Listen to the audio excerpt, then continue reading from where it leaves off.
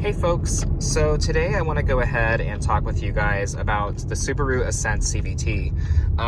Nothing is wrong with this current one, it's just I want to show you how it kind of behaves, and the reason why I do that is because you're going to notice some things about the turbocharged engines with the CVT versus the traditional naturally aspirated part or engine that pairs with the CVT. So the Ascent only comes in the turbocharged engine, but if you do go with an Outback, if you decide not to go with the Onyx edition, you will get the CVT that's a little bit better behaved, and then I'll show you guys that in a minute and as to why.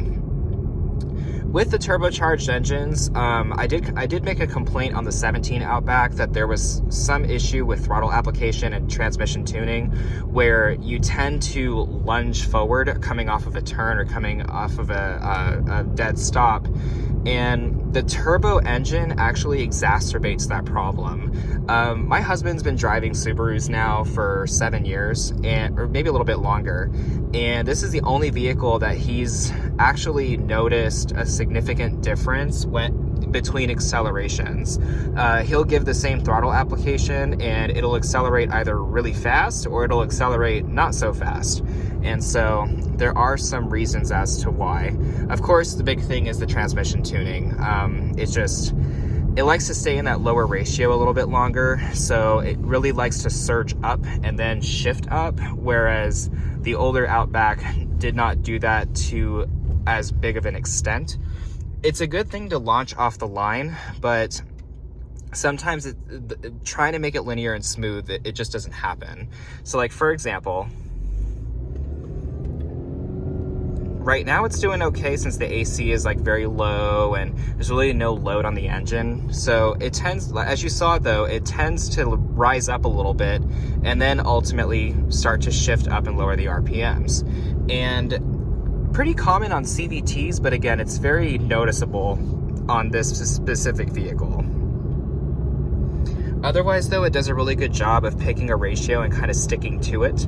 The only time I've really noticed where it does sort of ratio hunt per se is when the adaptive cruise control is going or when it's in cruise control. It tends not to use the top ratio most of the time, and so you will ride at a little bit higher RPMs when you're using it, but it's not significantly different. You'll just notice that instead of being at 80 miles an hour and 2,000 RPMs, you're at like 2,200. So it just changes it a little bit, but it's not something that's you're going to be paying much attention to.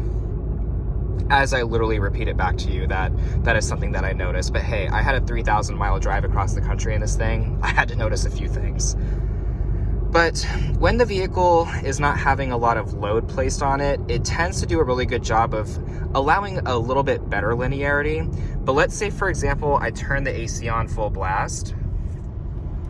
Watch how different it accelerates. Now granted, of course now there's load being placed on the engine, but watch how the CVT behaves with the AC on.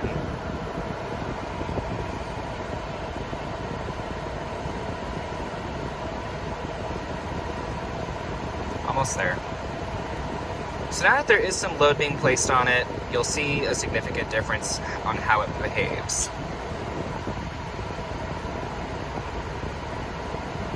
Provided the slide ever turns green.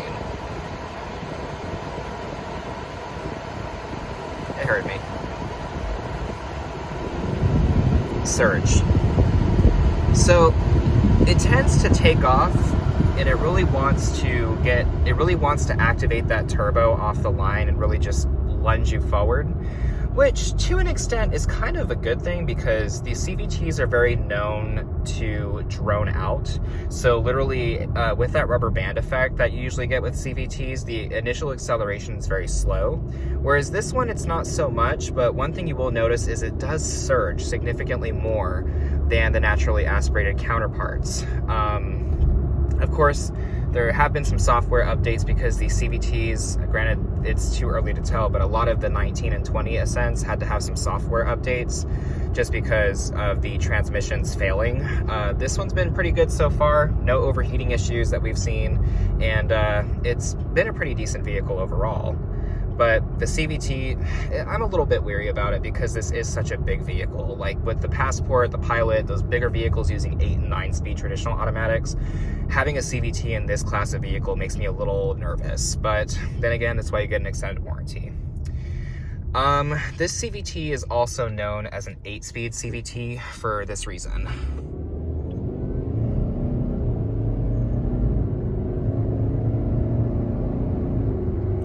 It does shift between 8 ratios when you are at a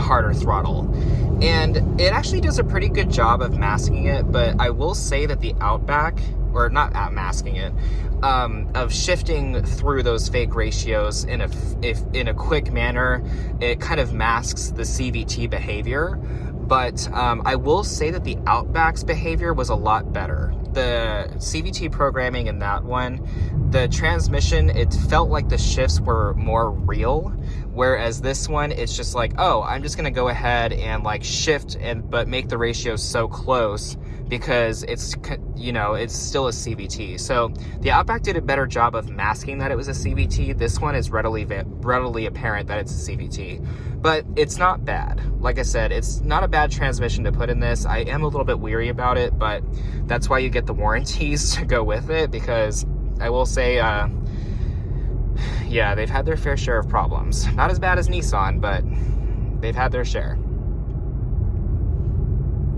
But it is quiet. Road noise is a little bit up there, but it's still a quiet combination. You really don't hear a lot of whining coming from the gearbox. You hear it more from the engine, considering the fact that it does activate the turbo, but otherwise you're not really having a lot of intrusive cabin noise with the engine and transmission combo like you would get on the older Nissans with that drone. It's really masked in here, so it's really nice. But once you actually get cruising, the CVT behaves great. It's very linear. It does go between its ratios, but it's not as surgy. It really is only surgy off of when you are coming from a stop.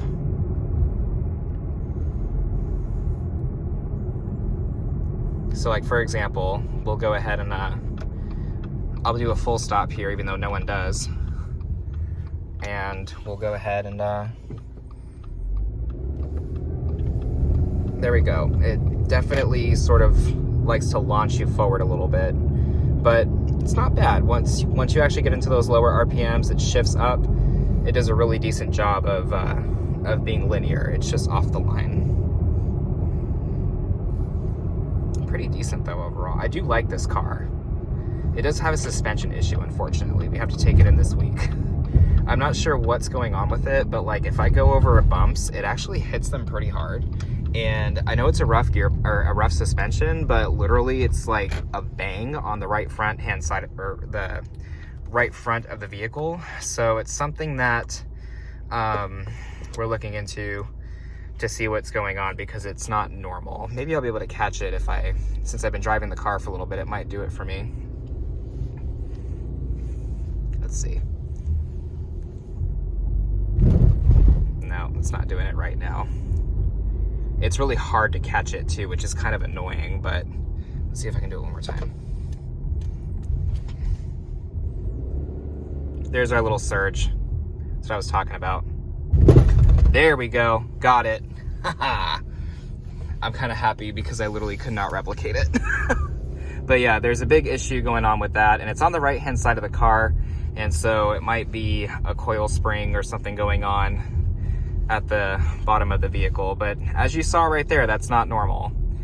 Additionally, there was a person that commented on my video, actually, and I really like what he said about this CVT kind of feeling restless, and it's actually very true. The CVT on this, if you notice, it never goes down to idle.